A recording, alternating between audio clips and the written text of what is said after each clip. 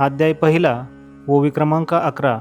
तरी तर्कू तोची फरशू, नीती भेदू अंकुशू, वेदांतू तो महारसू, मोदकू मिरवे. याचा भावार्थ, तर्कशास्त्र हे त्या गणपतीच्या हातातील परशुसारखे आहे. नीतीतील सूक्ष्म भेद हे अंकुशासारखे आहेत आणि वेदांतशास्त्र हा महान ज्ञानरस असून तो मोदकाच्या रूपाने त्याच्या हातात शोभत आहे.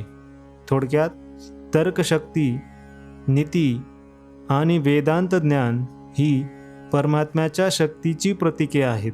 तर्क हे अज्ञान दूर करणारे साधन आहे. नीती मार्गदर्शन करणारी आहे आणि वेदांत हे सर्वोच्च आनंद देणारे ब्रह्मज्ञान आहे आणि ते जणू काही गणपतीच्या हातातील मोदक आहे.